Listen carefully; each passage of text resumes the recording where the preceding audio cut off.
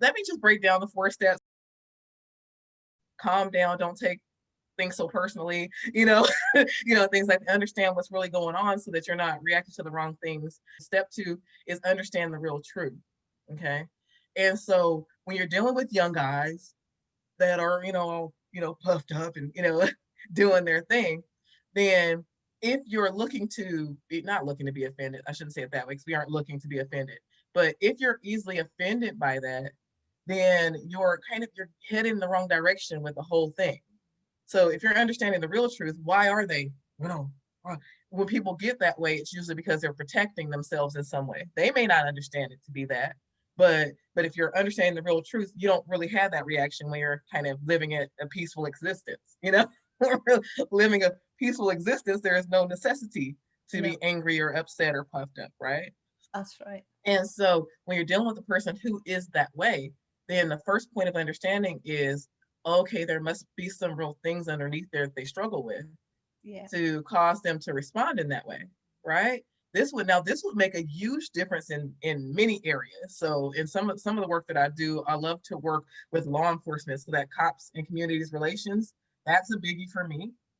Because if we're looking at that point of understanding on both sides, whether it be the community understanding the cop who maybe is sometimes overtaxed, experiencing their own, measure of PTSD from kind of things they see daily and all that, when you're looking at how they're responding differently, then all of a sudden it changes the way that you respond to them. It doesn't cause as much upset as it does kind of a desire to promote some understanding, right?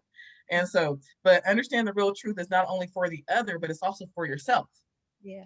And so when you understand the real truth for yourself, then if you're triggered by something that someone else is doing, it has more to do with your history with that thing, the way that you're triggered, your temperament, your personality, than it does with what they're actually doing, because not everyone would have that same response. Yeah. And so when you're digging into understanding the real truth, then it helps you in all kinds of ways. And what you figure out eventually is that kind of all this kind of rolls together, because when you understand the real truth about both, then guess what? You're going to be able to find your calm a lot more quickly, right? Yeah. So, but yeah, and then now the third step of the Lafaya Way is to react according to your truest intentions. Okay, this is a biggie. So this is really just getting back, right? This is getting back to just basic human connection. When you care about another person, which is most of the time we care about one another. I mean, if that's not reflecting, then there's something getting in the way of that. But most of the time we're all connected because we're all human, right? But if you're reacting according to your truest intentions, what are your truest intentions? What are some of the questions that you can ask yourself to get there so that you can kind of live according to that? So if you're not waking up in the morning thinking, yes, I'm going to be very upset and offended by the things that people do today so that I could be an unhappy person, if you're not thinking that, if you're asking yourself, like, what is it I'm truly looking to get out of this interaction? And most of the time, if we're like helping professionals, we're looking to help another person, not to be upset with them, not to be frustrated by what they're doing, or reactive. And especially when we're dealing with family and those that we love, or our children, because I do a lot with parenting, the parenting piece. But as parents, you want usually peace in your home. You want your kids to feel loved, cared for, confident in who they are, right? As a parent, you don't want them thinking that they're disappointing, frustrating, upsetting. That's just not what we're going for. And so when you're reacting according to your truest intentions, you're being true to yourself. And when we move towards being more true to ourselves, we become less upset about the way we're reacting. Okay. So then say you love your child and they're acting out, and now you find yourself, yelling or whatever, right? Yeah. We're actually more upset about that yelling because that's not us living in our truth. That's not the space that we truly want to be in. So we're very upset to be out of our, out of the space that we desire to truly be in. That's where all the reactivity is coming from. And so when you're reacting according to your truest intention, then what ends up happening is the true message that you mean to give to your child or whoever it is you're dealing with, the true message that you intend to give to them, you give that to them, which will settle you more and it will also settle them more. Because again, we usually have good intentions. The fourth step, which I include the 3 R's in, which is to recognize, because we have to give that recognition so that we can so we can grab a hold of the small step successes. This is how we inch towards where we truly want to be. This is how we gain the healthy relationship we're looking for.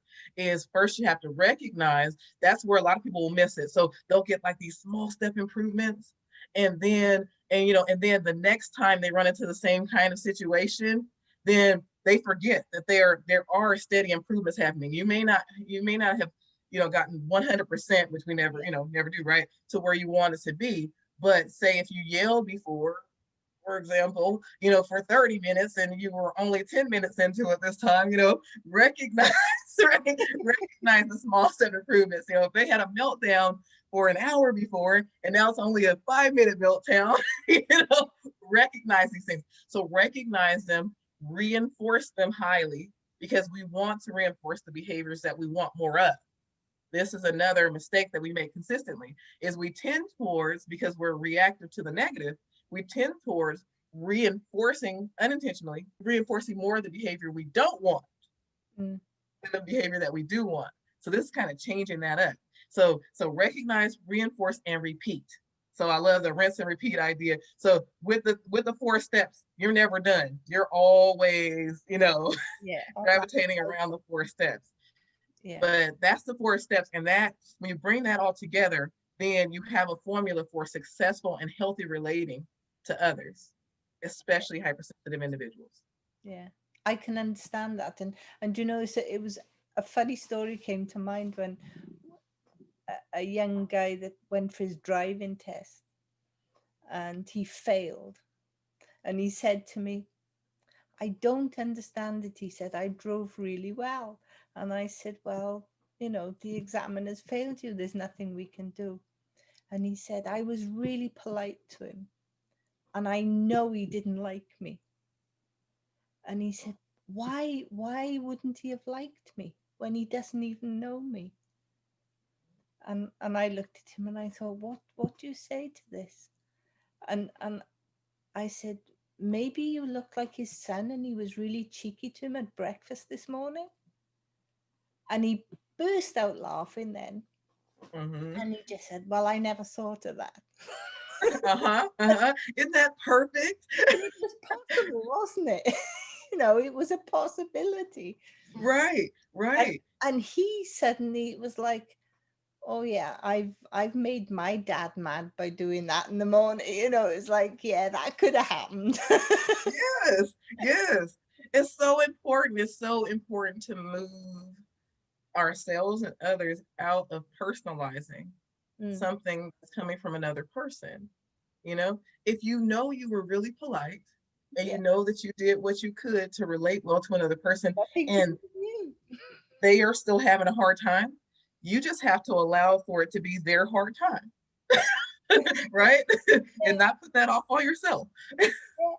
And once that can happen, it moves the person out of that dwelling in that place of what's wrong with me. Yes. Yes. How can somebody who doesn't know me not like me? Yes. And I mean, and you get, when you get a little deeper with that, now this was just this little guy's, interpretation of an interaction with some guy who didn't really know him and he was hurt by it. Yeah. Now just imagine how it feels to a person who they're dealing with their loved one, someone who's supposed to, love them no matter what. Yeah. And they feel like this person doesn't like them. Right? So, and we get this all the time. We're like, well, I was trying really hard to, be good, today. Right. And they were still upset with me. Right. And so it's really moving people into a space where they truly are able to kind of activate. We can know in text, intellectually, not to personalize what, others are saying and doing. This is very difficult to apply to relationship with loved ones first and foremost.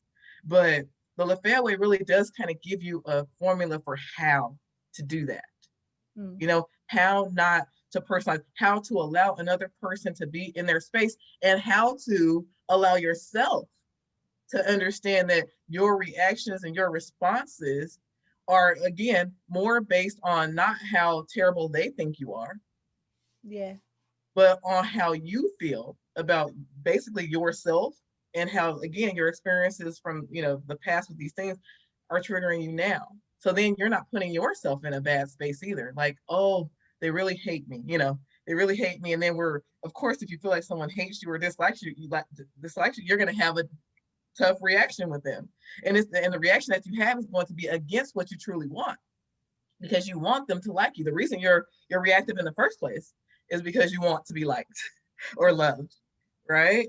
And so you're having this high reaction that promotes, it's self-sabotaging. It actually promotes more of the thing you don't want. Because then if they're acting in a way that's upsetting to you, then you're reacting in an upset way, then it's just going to promote more of an upset reaction from them. And then you're never getting your needs met that need to be liked or loved.